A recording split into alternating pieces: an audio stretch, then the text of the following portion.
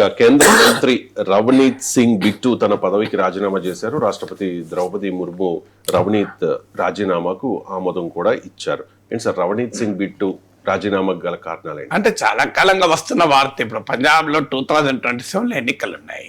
Navneet Singh bit ఇది Bjorn Singh మనమడు. Congress ముఖ్యమంత్రిగా ఖలిస్తాన్ వాదుల చేతుల్లో హత్యకు గురైన బియాన్ సింగ్ మనమడు. సో బీజేపీ ఏంటంటే పంజాబ్ లో మొదటి నుంచి అకాలీదళ్తో కలిసి రాజకీయం చేస్తూ వచ్చింది కొన్ని ఏళ్ల పాటు. అకాలీదళ్తో 2000 ఈ వ్యవసాయ చట్టాల సమయంలో బీజేపీతో విడిపోయి అకాలీదళ్ వేరుగా పోటీ చేస్తుంది. అకాలీదళ్తో కలిసి ఉండడం వల్ల బీజేపీ అధికారంలో చాలా కాలం ఉండగలిగింది. కానీ అదే సమయంలో ఆ పార్టీ గ్రోత్ ఎఫెక్ట్ అయింది.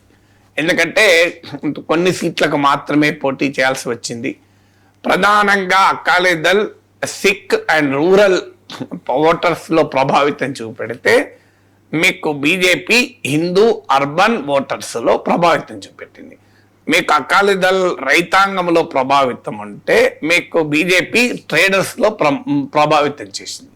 ఈ రెండు ఓవర్లాపింగ్ కాని కాన్స్టిట్యున్సీగా ఉంటూ బీజేపీ అకాలీదళ బంధం ఎన్డీఏలో అన్నిటికన్నా చిరకాల బంధంగా చెప్పచ్చు. కానీ ఇప్పుడు బీజేపీ విడిగా పోటీ చేస్తోంది. విడిగా పోటీ చేసి తన ప్రభావాన్ని చూపాలి అని అనుకుంటోంది. మన దేశంలో చాలా చోట్ల బీజేపీ ప్రయోగాలు చేస్తూనే ఉంటుంది. అంటే మిత్రపక్షాల ద్వారా బలపడి స్టేజ్ వచ్చాక మిత్రపక్షాలతో విడగొట్టుకొని సొంతగా పార్టీ పెరగాలని చూస్తుంది. పెరిగితే బెంగాల్ లాగా అధికారంలోకి వస్తుంది, పెరగకపోతే తమిళనాడు లాగా బ్యాక్ వచ్చి మళ్ళీ మిత్రపక్షంతో కలుస్తుంది. అందులో భాగంగా ఈసారి విడిగా పోటీ చేసి తన బలాన్ని పెంచుకోవాలని, అందులో వ్యూహాత్మకంగా తమకు ఇప్పటి వరకు లేని రూరల్ ఫార్మర్ సిక్ జనరల్ ఓటర్లలోకి వెళ్ళాలి అన్నది బీజేపీ లక్ష్యం. అందులో భాగంగానే కాంగ్రెస్ అగ్ర నాయకుడైన రాష్ట్ర మాజీ ముఖ్యమంత్రి కెప్టెన్ అమరేందర్ సింగ్ ను బీజేపీ తమలోకి ఆకర్షించగలిగింది.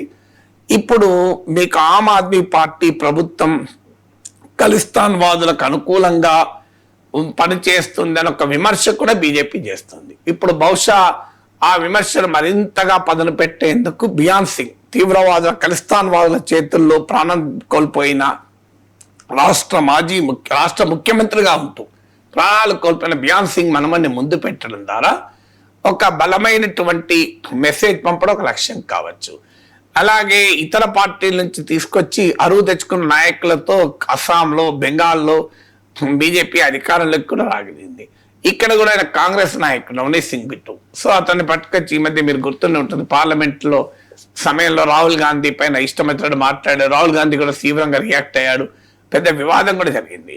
సో అందువల్ల వేరే పార్టీని తీసుకొచ్చిన నాయకుని మరి ఇక్కడ కూడా ముఖ్యమంత్రిగా ఏమైనా ప్రొజెక్ట్ చేయాలని కోరికుందో లేదు తెలియదు. అందువల్ల బహుశా ఇదేమీ ఆయన అసమర్థత వల్లనో లేకుంటే ఆయన మీద వ్యతిరేకతతో డ్రాప్ చేసినట్టుగా కనబడతలేదు. పంజాబ్ ఎన్నికలు 2027లో ఉన్నాయి కనుక ఫిబ్రవరిలో ఉన్నాయి, ఫ్యూ మంత్సే ఉన్నాయి. ఆల్రెడీ ఆమ్ ఆద్మీ పార్టీకి చెందిన రాఘవ్ చద్దా లాంటి అశోక్ మిట్టల్ లాంటి ఎంపీలందరినీ లాగేసుకున్నారు. సో ఒక ఆల్అవుట్ ఎఫర్ట్ బీజేపీ పంజాబ్లో పెడుతోంది. అందులో భాగంగానే బిట్టును పార్లమెంట్ ఇప్పుడు పంజాబ్ అసెంబ్లీ కూడా పోటీ చేస్తారంటున్నారు. ఆయన వాస్తవానికి పార్లమెంట్ చేసి ఓడిపోయాక రాజ్యసభకు తీసుకొచ్చారు రాజస్థాన్ నుంచి. ప్రత్యేకంగా రాజస్థాన్ నుంచి రాజ్యసభ తీసుకొచ్చి కేంద్ర మంత్రివర్గంలో తీసుకున్నారు. సో ఆయనను ఇప్పుడు పంజాబ్ అసెంబ్లీకి పోటీలో పెట్టేలా కనబడుతోంది.